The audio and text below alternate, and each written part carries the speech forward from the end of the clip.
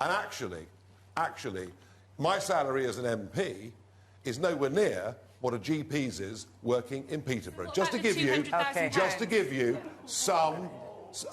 no, an MP's salary is not as high as a GP's salary.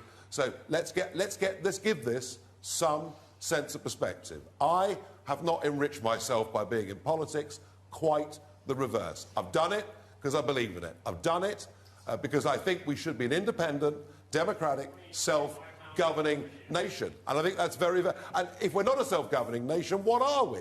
A satellite of a failing European project. It doesn't work anymore.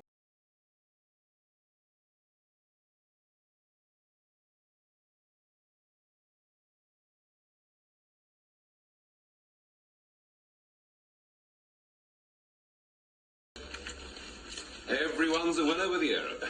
Everyone's a winner with Europe. There we are, what they didn't want you to see in the offices, the loot, check fitting marvellous.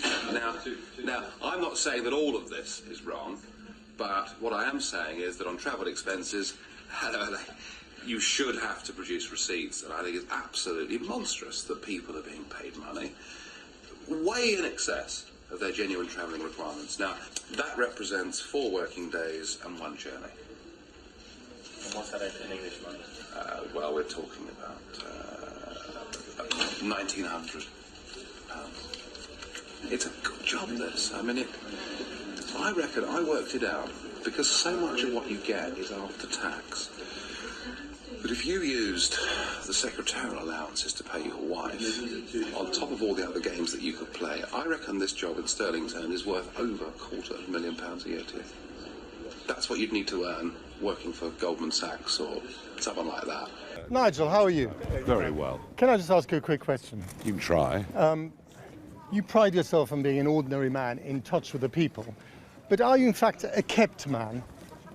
I'm fighting a European election campaign. You can bore on with whatever you want to bore on. It's a legitimate question about the money that you were paid by Arron Banks between 2016 and 2017, funding your lifestyle and your political operation to the tune of almost £500,000 that year. 3 or 4 times that, I'd have thought.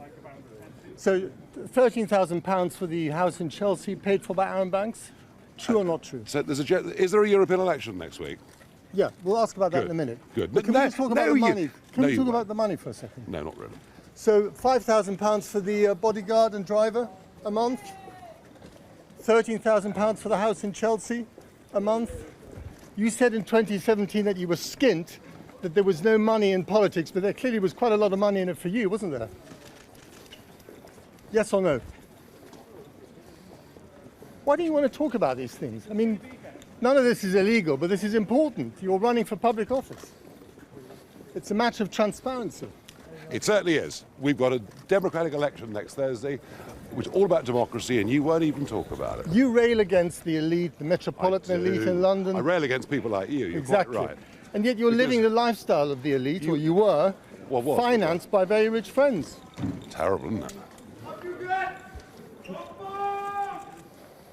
No comment on this? None at all. Nigel, who's paying for all this now? Is Arron Banks still paying for some of it? Who's paying for all this now, Nigel? While we waited for him to reappear, we counted at least 5 bodyguards. That's about £25,000 a month in personal security. Nigel, one more time, just for the record, who's paying for this operation now, for all your bodyguards? Russians.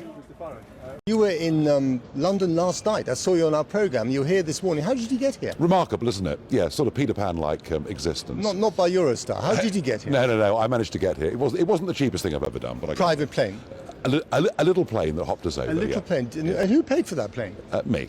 Right. That's a very elitist thing to do, Nigel Farage. You're always ranting against the elite, quite and here you are swanning around in private really. plane. Rather, but I mean, you know, if the taxpayer wants to fund it, I'll be delighted, but I shan't be asking them. But you're flying around in private planes, and you're constantly ranting at the elite in London. Well, you see, the point is, last time I was criticised for being in London, not Strasbourg, and now I'm being criticised for being in Strasbourg, not London. So I can't really win, can I? But you cannot rant against the elite when you're behaving like one of its members. Well, I don't know about that. I don't get much sleep. I do my job. I try and represent the people that put me here. And I did, of course, 4 years ago, lead the party that won the European elections. So I'm doing my best to do everything. Did you pay out for the private plane out of your own pocket? Yes.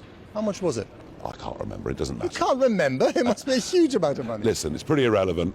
I do whatever I can do to do my job. Now, we've seen evidence that suggests that in the year after Nigel Farage quit the leadership of UKIP, Aaron Banks, through his companies, financed much of his political operation and his lavish lifestyle to the tune of around £500,000. Almost immediately, Banks and his team at Leave.eu put Farage up here in a house in splendid Chelsea. They paid for business class flights, many of them to the United States, and they threw in a bodyguard who also doubled up as a driver. Now, what does a driver need? A driver needs a car, so Banks also provided one of those. Thank you very much, to ferry Farage around the country. The car at the time would have been worth around £32,000, and emails show that Farage's four-man security detail cost £20,000 a month. Banks agreed to pay £5,000 of this for the driver. And that was just the start. Within a month of Farage stepping down as UKIP leader, he set up in his own bachelor pad. Not just any old bedsit though. Banks rents him his quaint £4 million property in the heart of Chelsea. Now, rentals don't come cheap in this neighbourhood. And we've seen estimates that Aaron Banks paid up to £13,000 a month for this pad. He also paid almost £2,500 for council tax and other bills and £3,000 for security cameras. He also threw in